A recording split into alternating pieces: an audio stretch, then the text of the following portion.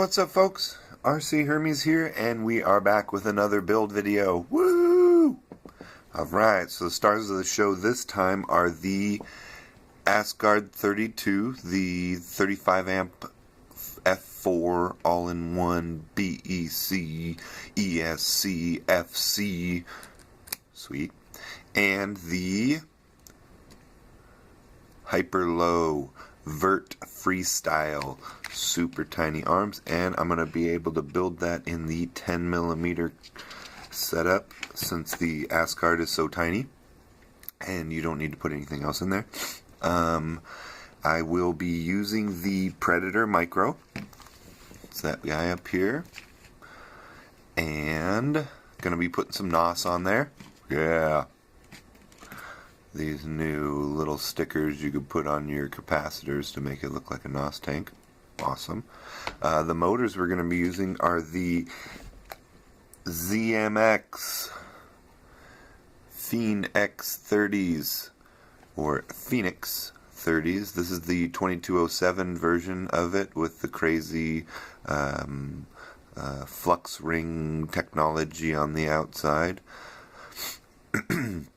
I really like the lighter racer version of these, so figured try out the freestyle version. Feels really nice. These are 2600 kV, 2207 or 2207.5 or 22.507, something like that. Alright, let's see here. The receiver is the TBS Crossfire Nano. And let's see, the Nano is hiding underneath here. Boop. Let's zoom into her. Boop. There's the Nano. And I think that's where I'm going to keep it, inside this little cutout. It gives me enough room to get the FC all the way down on there. Alright, so that's just there for looks. Alright, so that's the Crossfire Nano. I'm actually going to be using the regular little T antenna, not the Immortal T, because it's easier for me to mount on this frame. This frame kind of comes with these antenna tubes and a really nice mounting solution, so I figure let's use that mounting solution for it.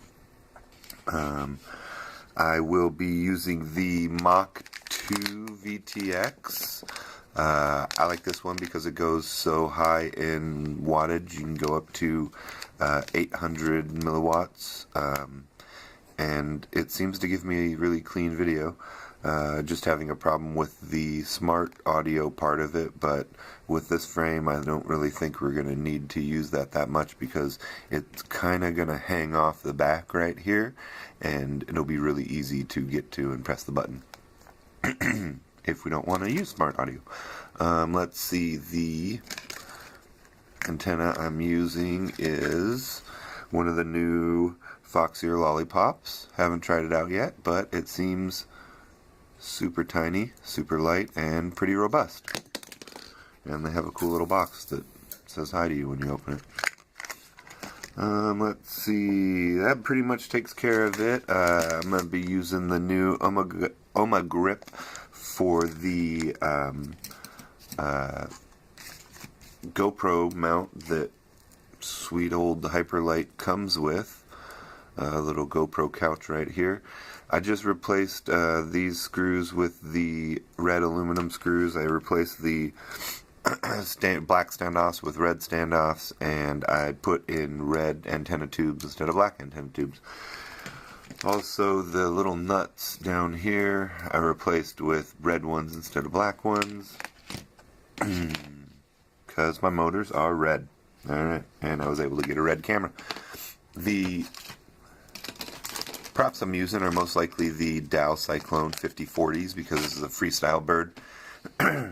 And those should work well on a 2600 kV. If I want to get some really high speeds and a little more performance, I'll put on the Gemfan 5150 flashes.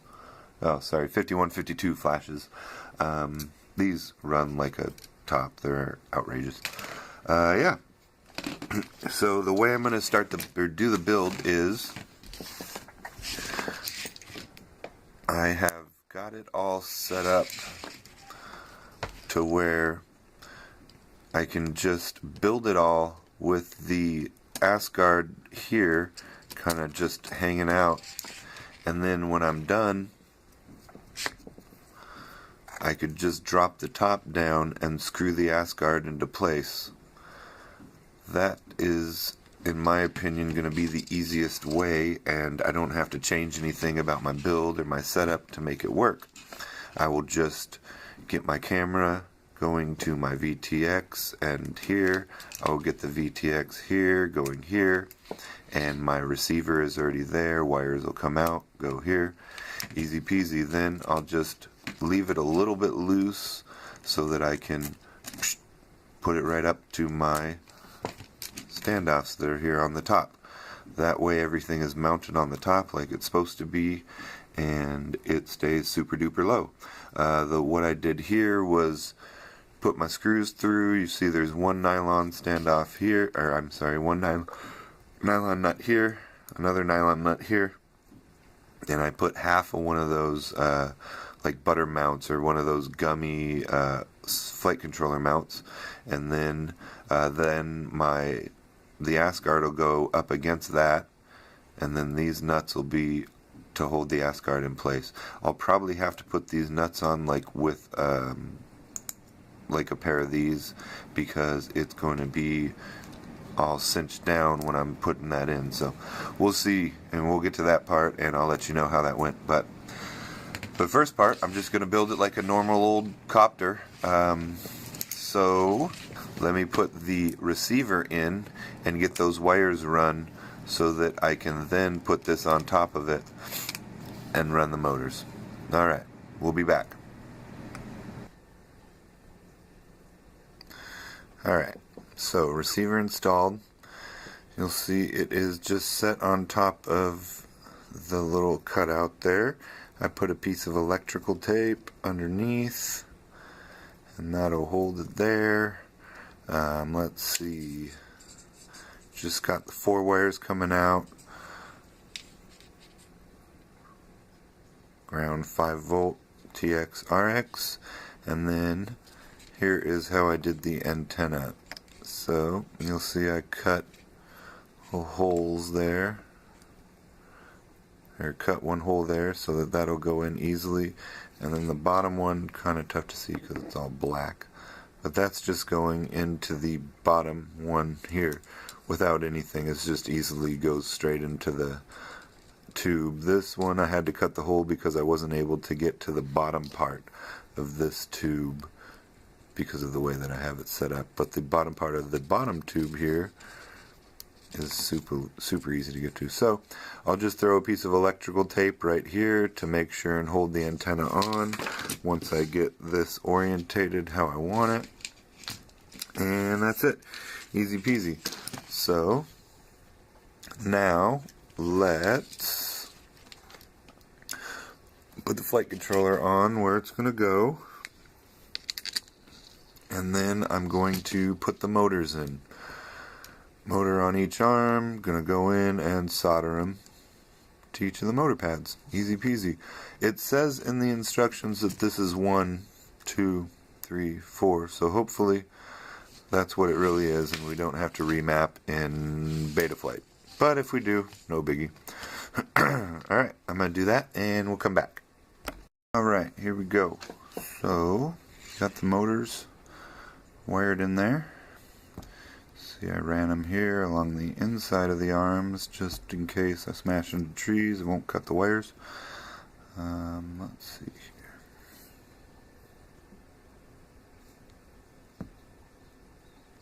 here. Easy peasy. And it still can move up and down a little bit, which is what you want. So here is the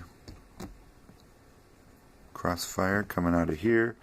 So now what I'm going to do is mount the VTX. I got the wires soldered in there.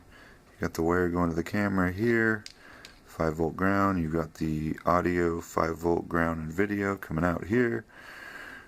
Alright, we got the pigtail here, so that is going to go right back here. We'll stick it on there like that. This pigtail is going to come up. These wires are going to go to the top, and these wires are going to come underneath and go all the way to the camera.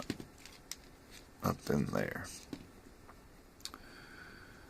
Alright, so I'm going to get that done and come back. Alright, here we go. So, got the VTX mounted back here. It's just on with some double-sided tape. Easy peasy. Wires are going here, obviously. Video in or video out is going to the VTX. We got ground and the VBAT going to the VTX. You got the 5 volt and the ground going to your receiver. I hooked the receiver up to RX6 just to make sure it was uninverted. It says it's uninverted. This is the camera wire going out to the video in. Video out to VTX, camera, video in, and then the wires for the camera power are coming all the way underneath and back here. I left this pigtail loose so that I could just zip tie it to the top plate. Little area here made for it.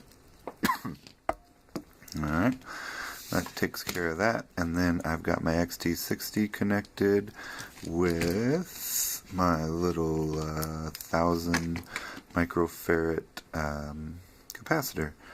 So that'll just get zip tied probably to there, and then yeah, that's about it.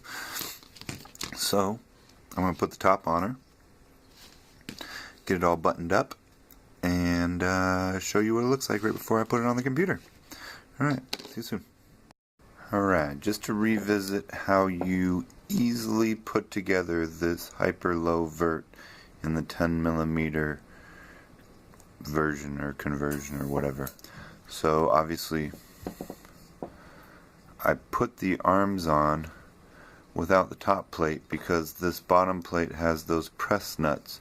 So you can just put the arms on and then fit your wires and everything for your motors and not have to worry about screwing around with the arms not being there or whatever, or having to try to put the top plate on to make your arms fit. You just screw it right in there. Super easy.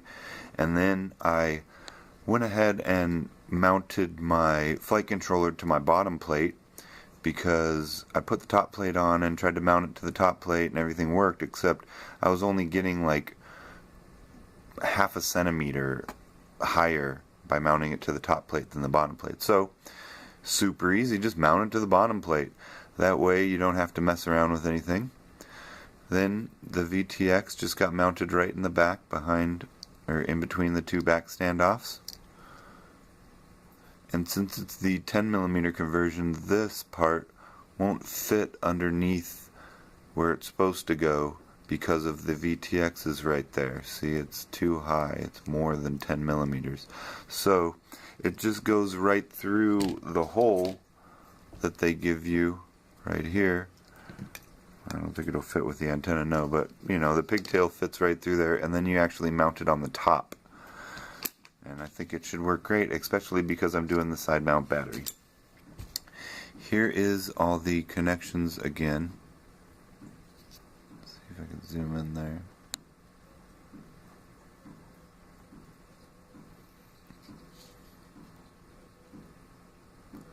You got video in, video out. The green one is the smart port. We've got my RX6 and TX6 is for my crossfire.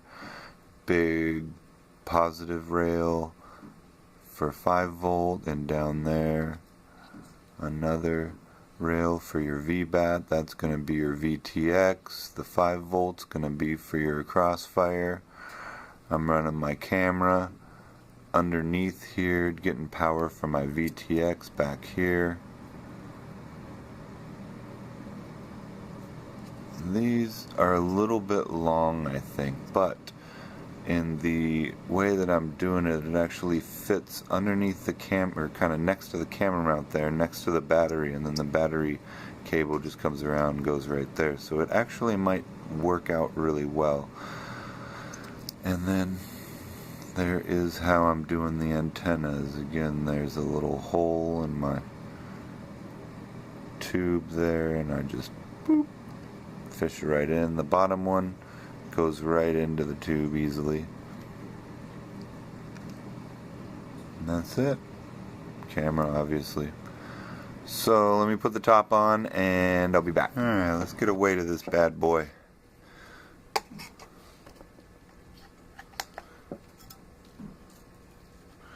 Alright, this is props, Velcro, everything.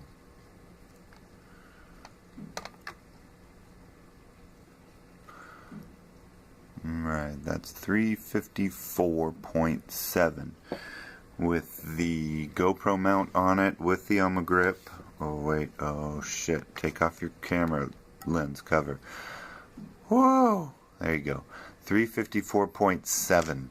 That's with the Dow Cyclone 5040s on there. The Velcro down here. You got everything like your antenna and everything on there. Again, 354.4. Let's see, with my 1500, 536, and my GoPro, 608. Alright, that's not bad, that's not bad. Let's compare. 354 without battery.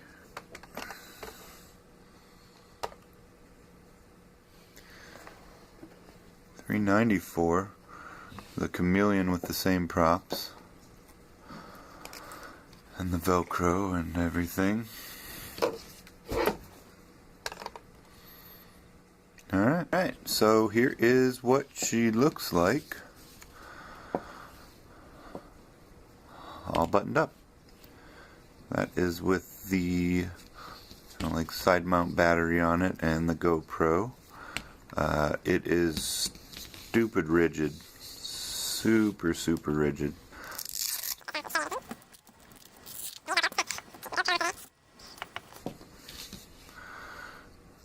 And there is the grip there for the GoPro, and obviously I use Velcro on my battery. This is kind of working. It goes right here. The NOS tank goes underneath. That goes on top, and then the battery lead just comes right through there. I guess you could route this going backwards and just do it behind, and it might be a little bit easier. I'm just worried about the capacitor kind of blumping around if you got it back here. Maybe put a zip tie around it and the XT60 so it won't bounce around.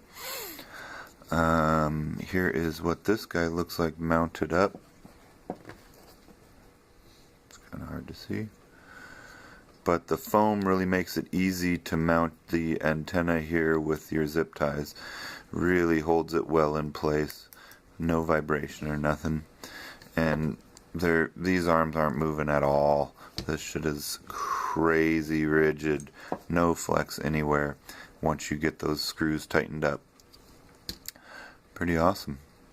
We got my foam pads on the bottom there. There's where the receiver is hiding. Alright, so now all we got to do is, I put it on the computer, everything worked out fine. Again, yeah, you just have to do 180 degrees on the roll axis to get the motors in the right spot so that you don't have to remap anything. And again, that makes so the battery connector is on the right side, the USB is on the left side bottom, and all the connections are on the top left if this is forward. Alright, yeah, so everything looked like it worked out in the computer. The crossfire worked out fine on UART 6. So I don't see why not using UART5 or UART6 for a crossfire. Works just fine. You don't have to mess around wondering whether the UART2 or UART1 is inverted or uninverted or what jumper you're using, whatever. Just put it on UART5 or UART6 and it works just fine.